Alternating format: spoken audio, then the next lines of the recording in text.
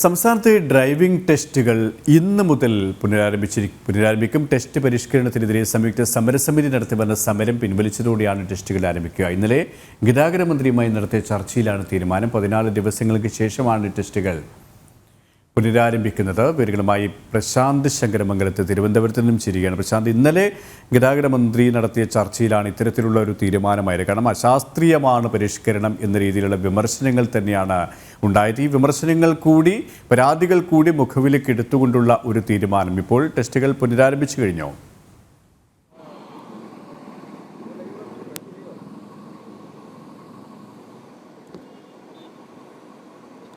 KP 8 മണിയോടുകൂടി test നടപടികൾ ആരംഭിക്കുമെന്നാണ് നമുക്ക് മനസ്സിലാക്കാൻ കഴിയുന്നത്.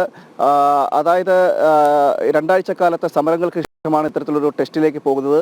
അതിൻ്റെതായ ചില ആശങ്കകളും ഈ സ്കൂൾ ഡ്രൈവിംഗ് ടെസ്റ്റ് സ്കൂളുകൾക്ക് ഉണ്ട്. അതായത് നിലവിൽ നടപ്പിലാക്കുന്ന സ്ലോട്ടുകളുമായി ബന്ധപ്പെട്ടും ഒക്കെ ചില നിർദ്ദേശങ്ങളുമായി ബന്ധപ്പെട്ടൊക്കെ ചില ആശങ്കകളുമുണ്ട്. എന്തായാലും ടെസ്റ്റ് നടപടികൾ അല്പസമയത്തിനുള്ളിൽ ആരംഭിക്കും എന്നാണ് നമുക്ക് മനസ്സിലാക്കാൻ കഴിയുന്നത്.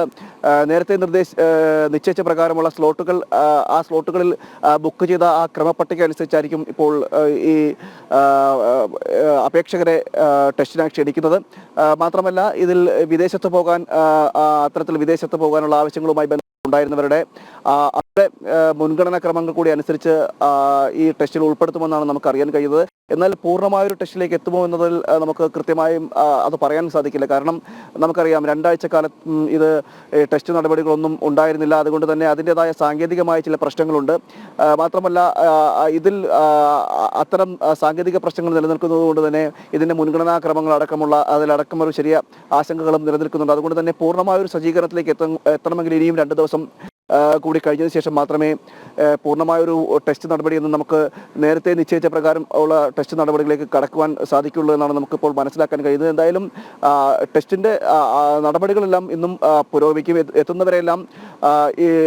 എത്തുന്നവർക്കെല്ലാം ടെസ്റ്റ് നൽകുകയും ചെയ്യും എന്നും അറിയാൻ കഴിയുന്നുണ്ട്. എന്തായാലും ഈ ഒരു ടെസ്റ്റ് കേന്ദ്രത്തിൽ 80 പേര് എന്ന രീതിയിലാണ്. അതായത് 1 MVD ഉള്ള സ്ഥലങ്ങളിൽ 40-ഉം 2 MVD ഉള്ള സ്ഥലങ്ങളിൽ 2 MVI ഉള്ള സ്ഥലങ്ങളിൽ 80-ഉം എന്നിങ്ങനെ ക്രമത്തിലാണ് നടക്കുന്നത്. നേരത്തെ നിശ്ചയിച്ച പ്രകാരം ആദ്യം വെച്ച് പിന്നീട് റോഡ് ടെസ്റ്റ് എന്ന നിലയിലാണ് ഇപ്പോൾ നിലവിലെ പരിഷ്കാരം അതായത് നിലവിൽ നേരത്തെ മുൻപ് എങ്ങനെയാണോ ഉണ്ടായിരുന്നത് അതുപോലെ തന്നെയാണ് ഇപ്പോഴും നടക്കുന്നത്. എന്തായാലും അല്പസമയത്തിനുള്ളിൽ ഈ നടപടികൾ ആരംഭിക്കും. ടെസ്റ്റിനായിട്ടുള്ള ആളുകൾ എത്തിത്തുടങ്ങും എന്നതാണ് നമുക്ക് മനസ്സിലാക്കാൻ കഴിയുന്നത്. ഇതുമായി ബന്ധപ്പെട്ട കൂടുതൽ വിവരങ്ങൾ അല്പസമയത്തിന് ശേഷം മാത്രമേ മനസ്സിലാക്കാൻ കഴിയുള്ളൂ. എന്തായാലും ടെസ്റ്റിനായി ആളുകൾ എത്തുന്നു എന്ന് തന്നെയാണ് നമുക്ക് മനസ്സിലാക്കാൻ കഴിയുന്നത്. KP, അല്പസമയത്തിനകം തന്നെ ടെസ്റ്റുകൾ ആരംഭിക്കും. പ്രശാന്ത് ശങ്കരമംഗലത്താണ് വിവരങ്ങൾ നൽകിയത്.